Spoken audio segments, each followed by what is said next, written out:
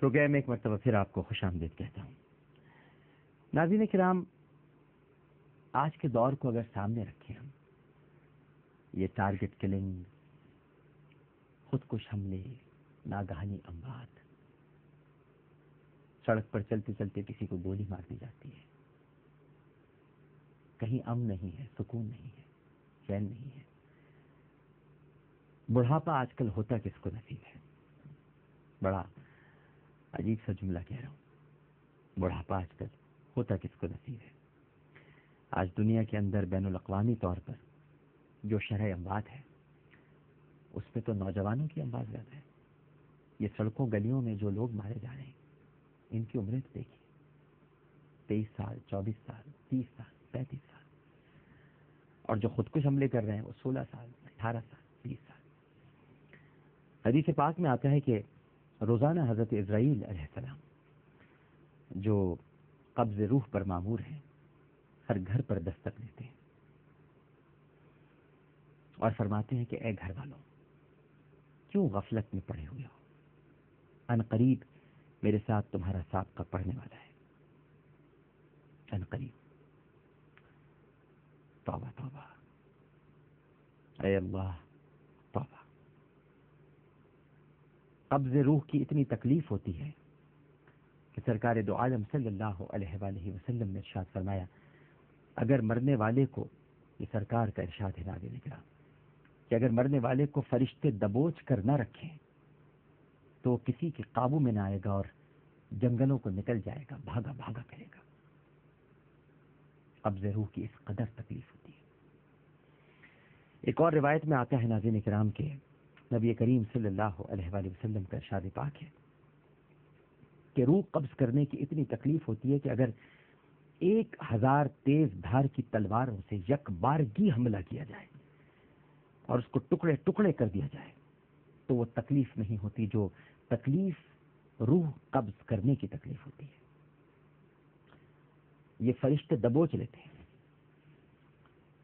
تبھی آپ نے سوچا کہ دم کیسے نکلے گا، آسانی سے نکلے گا یا مشکل سے نکلے گا؟ اور اگر کلمے کے ساتھ رخصتی چاہتے ہیں، جو ہم سب چاہتے ہیں، میں بھی چاہتا ہوں، آپ بھی چاہتے ہیں، تو پھر اس کا انتظام کیا ہے؟ کوئی انتظام کیا بھی ہے کہ نہیں کیا ہے؟ رمضان المبارک کا مہینہ ہے، بتائیے ہے کوئی انتظام؟ قبر کے اندر کیا حالات اور کیا معاملات پیش آئیں گے، کیا واقعات پیش آئیں گے؟ قبر میں کس طرح بھیجا جائے گا؟ نکیرین کے سوالات کس طرح ہوں گے؟ پرچہ تو آؤٹ کر دیا گیا ہے۔ کبھی تیاری کی ہے ایسے پرچے کی؟ کوئی ہے تیاری؟ جو سوالات آپ تک پہنچ گئے ہیں ان کے جوابات کی ہم سب نے مل کر کیا تیاری کی ہے؟ 8 سوال ہوں گے، 8 سوال پہ فیصلہ ہو جائے گا۔ 3 قبر کے سوال ہیں ناظرین کرام، اور 5 سوال قیامت کے میدان کے، بس۔ اور سپلیمنٹری نہیں ہوگی، نو سپلیمنٹری۔ کوئی ضمنی پرچہ نہیں ہوگا، کوئی ضمنی امتحان نہیں ہوگا، فیصلہ ہاتھ در ہاتھ ہوگا، کوئی رو رعایت نہیں ہوگی۔ بخشش کے مواقع دے دیے گئے، ایسی راتیں دے دی گئی جن راتوں میں اس وقت آپ رمضان المبارک میں جی رہے ہیں۔ بڑے خوش قسمت ہیں ہم لوگ کہ ہمیں رمضان المبارک ملا۔ ایسے مہینے دے دیے گئے، رجب جیسے مہینے، شعبان جیسے مہینے، رمضان جیسے مہینے، ربیع الاول جیسے مہینے، محرم جیسے مہینے، ذی الحج جیسے مہینے۔ مغفرت عام کر دی گئی۔ اب بتا دیجئے کیا چاہتے ہیں؟ یہ بھی بتلا دیا کہ سوال کیا ہوگا۔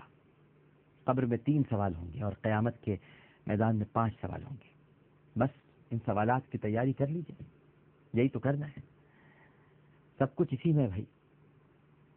یہ اللہ تعالیٰ کا احسان ہے کہ اس نے ہمیں رمضان المبارک کی اتنی خوبصورت راتیں عنایت فرما دی ہیں۔ ان راتوں میں نبی کریم صلی اللہ علیہ وآلہ وسلم رات رات بھر عبادت کیا کرتے تھے۔ قیام اللیل، رات رات بھر ختمی مرتبہ صلی اللہ علیہ وآلہ وسلم اپنے رب کے حضور کلمہ استغفار پڑھتے تھے، جو کہ معصوم عن الخطا ہے، جن کے بارے میں یہ تصور بھی بڑے ادب کے ساتھ عرض کروں کہ کفر ہے کہ آپ سے کوئی خطا سرزد ہو گئی، کفر ہے یہ تصور بھی، لیکن اس کے باوجود آپ استغفار کرتے ہیں امت کی تعلیم کے لیے۔ اور بعض روایتوں میں آتا ہے کہ جب آدمی صدق دل سے گناہوں کا معترف ہو کر شرمندگی اور ندامت کے ساتھ دو رکعت نماز توبہ اس طرح پڑھتا ہے کہ پہلی رکعت میں قل یا ایھا الکافرون اور دوسری میں قل ھو اللہ احد، اور پھر سلام پھیرنے کے بعد التحیات کی ہیئت میں بیٹھا رہتا ہے اور 70 دفعہ اپنے گناہوں پر استغفار کرتا ہے کہ استغفر اللہ واتوب الیہ، استغفر اللہ واتوب الیہ، استغفر اللہ واتوب الیہ، تو وہ مصلی سے اٹھنے بھی نہیں پاتا کہ اس کی اور اس کے ماں باپ کی مغفرت کر دی جاتی ہے اور جنت کا فیصلہ سنا دیا جاتا ہے۔ بعض روایتوں میں نبی کریم صلی اللہ علیہ وآلہ وسلم ارشاد فرماتے ہیں کہ گناہوں سے توبہ کرنے والا تو ایسا ہے کہ جیسا اس نے گناہ کیا ہی نہ ہو۔ توبہ کے لیے 4 باتوں کی ضرورت ہے ناظرین کرام۔ جو ہم نے گناہ کیے ہیں، چھوٹے بڑے، ظاہری باطنی، دانستہ غیر دانستہ، ان پر پشیمان اور شرمندہ ہونا چاہیے۔ ہم مجرم ہیں، ہم قصوروار ہیں، اللہ تعالیٰ نے مہربانی فرمائی ہوئی ہے، ستاری فرمائی ہوئی ہے، ستار العیوب ہے، عیوب پر پردے ڈالتا ہے، ہمارے گناہوں کو چھپایا ہوا ہے۔ اگر ہمارے عیب اور گناہ کھل جائیں، سوچئے تھوڑی دیر کے لیے، اور ہمارے یہ سارے ستر ظاہر ہو جائیں، تو کیا ہم پر کوئی تھوکنے کے لیے بھی تیار ہوگا؟ سچ کہہ رہا ہوں، ہم پر کوئی تھوکنے کے لیے بھی تیار نہیں ہوگا۔ تو پہلی بات یہ کہ گناہ پر شرمندہ ہونا، نادم ہونا دل ہی دل میں، اور دوسری بات یہ ہے کہ جن گناہوں کو ہم کر رہے تھے اب ان گناہوں کو چھوڑ دیا جائے، توبہ اسی کو کہتے ہیں۔ اور تیسری بات یہ کہ پختہ ارادہ کر لے کہ جو گناہ میں نے کیے تھے اب ان کے قریب نہیں جاؤں گا، اور اللہ تعالیٰ سے مدد مانگ لے اس بارے میں۔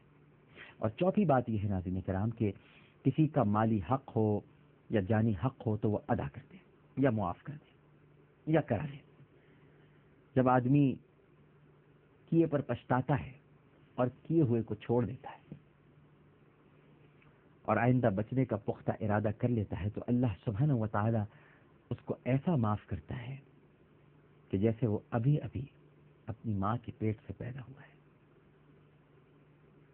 اتنا پاک و صاف کر دیتا ہے میرا پروردگار۔ یہ اللہ تعالیٰ کا احسان ہے ناظرین۔ یہ مقدس راتیں، یہ برکت والی راتیں، یہ برکت والے دن اللہ تعالیٰ نے ہمیں نصیب فرما دیے، اور مغفرت اور نجات اسی مہینے میں پوشیدہ ہے۔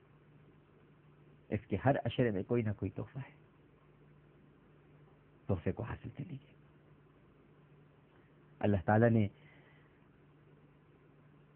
یہ مبارک مہینہ بلا استحقاق حضور اکرم صلی اللہ علیہ وآلہ وسلم کے وسیلے سے ہمیں عطا فرمایا ہے۔ اللہ تعالیٰ ہم سب کو توبہ کرنے کی توفیق عطا فرمائے۔ پروگرام پیش کرتے ہوئے مجھ سے کوئی غلطی، کوئی سہج تو اپنے رب کے حضور معافی کا خواستگار ہوں، اور اگر میری کوئی بات آپ کو ناگوار گزری ہو تو آپ سے بھی بہت معافی مانگتا ہوں اور معافی چاہتا ہوں۔ عامر لیاقت حسین کو اجازت دیجیے، انشاءاللہ زندگی رہی تو کل آپ سے پھر اسی وقت اسی جگہ یعنی اسی چینل پر ملاقات ہوگی۔ اللہ حافظ۔